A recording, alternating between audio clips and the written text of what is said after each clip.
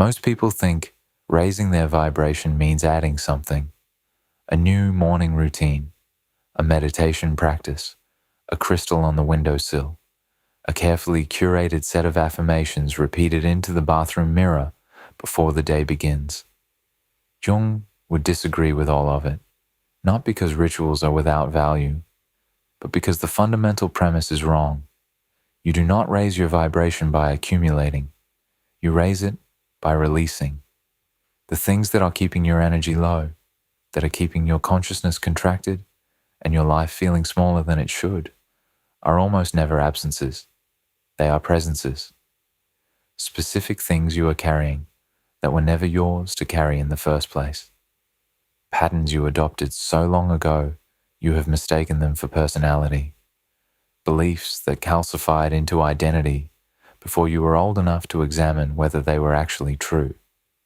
Jung spent his life mapping the interior landscape of the human psyche with one primary purpose: to identify what was keeping people from becoming fully themselves, from living at the frequency their soul was designed to inhabit. His work was not about adding light, it was about removing what was blocking it. Here are the 5 things he would tell you to release right now. Number 1, the need to be understood by everyone.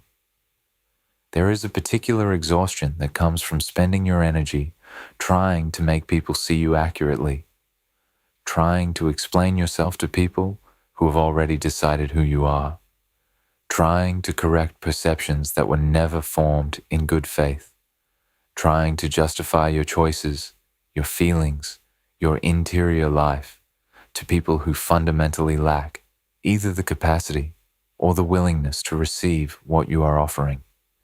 Jung called this a failure to differentiate, a confusion between what belongs to you and what belongs to another person's psychology. When someone misunderstands you, that misunderstanding lives in them. It is a product of their own projections, their own unexamined assumptions, their own psychological limitations. It has very little to do with you. And yet the Sophia mind, the empath's heart, the sensitive soul, spends enormous amounts of energy trying to bridge that gap. That energy is being stolen from your own becoming. Jung was explicit about this.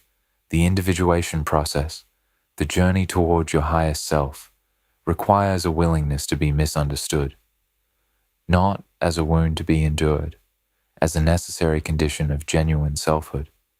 The moment you stop requiring everyone's understanding as a prerequisite for your own peace, something in your energy field shifts immediately. You stop leaking your frequency into other people's limitations. You reclaim it. And that reclaimed energy is what vibrating higher actually feels like from the inside. Give up the need to be understood by everyone. Be understood by yourself first and completely. Number 2, the stories you are telling about your past. Jung did not believe the past was fixed. Not in the way that matters most. The facts of what happened are unchangeable, but the meaning you assign to those facts is a living thing. It grows, hardens, or transforms, depending on the quality of attention you bring to it. Most people carry a story about their past that functions as a ceiling, a narrative that explains why they cannot go further, love more openly, trust more completely, dream more ambitiously. The story feels like truth because it is built from real events. But Jung understood that the interpretation of an event and the event itself are 2 entirely different things. And the interpretation is always a choice, even when it does not feel like one.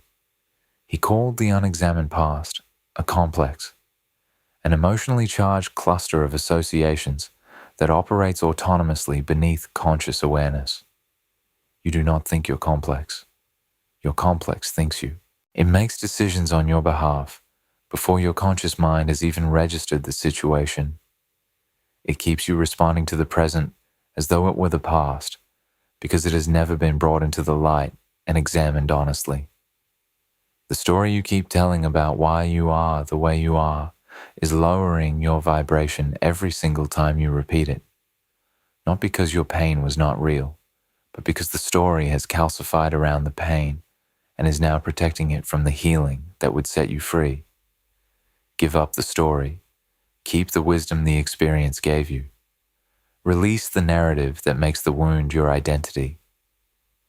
Number 3, relationships you have outgrown but are afraid to release. Jung wrote about the psychological phenomenon he called participation mystique in the context of human relationships as well as consciousness. There are connections in your life that were formed at an earlier stage of your development. They made sense then. They served a genuine purpose then.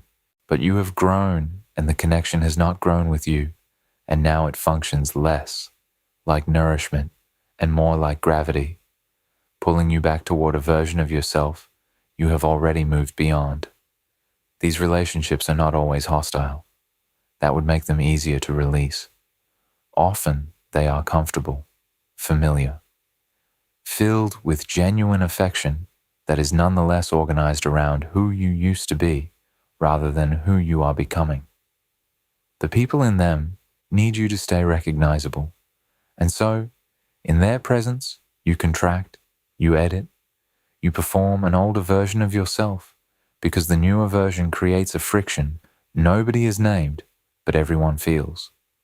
Every hour you spend contracting yourself to fit a connection you have outgrown is an hour your energy spends moving backward. Jung believed that honoring your own growth sometimes requires the courage to disappoint people who loved an earlier version of you. This is not cruelty, it is integrity. And integrity is the foundation of everything that vibrating higher actually means. Give up the relationships that require you to be less, not with anger, with gratitude for what they were and honesty about what they can no longer be. Number 4, the performance of certainty you do not actually feel. One of the most energetically expensive things a human being can do is maintain a position they do not genuinely hold. To perform confidence they do not feel. To project certainty about things that are genuinely unresolved.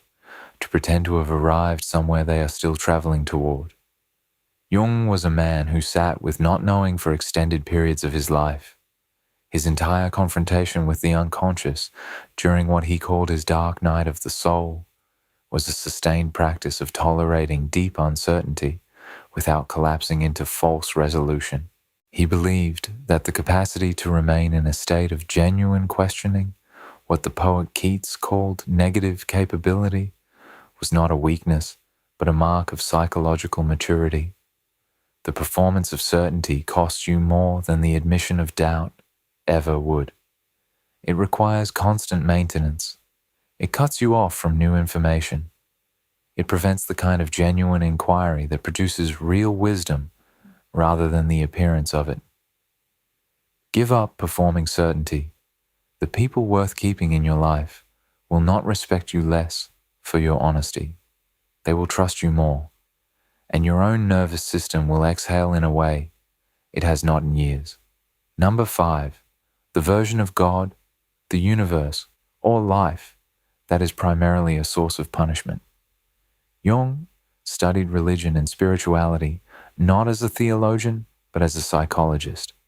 And what he found consistently across cultures, across traditions, across the interior lives of the thousands of patients he worked with over decades was this: the single most psychologically destructive belief a human being can carry is the belief that the fundamental nature of existence is hostile to them personally, that they are being tested beyond what is fair, that their suffering is punishment for something they have not yet identified, that the universe is watching them with a critical eye, tallying their failures, withholding good things until some unnamed standard is met.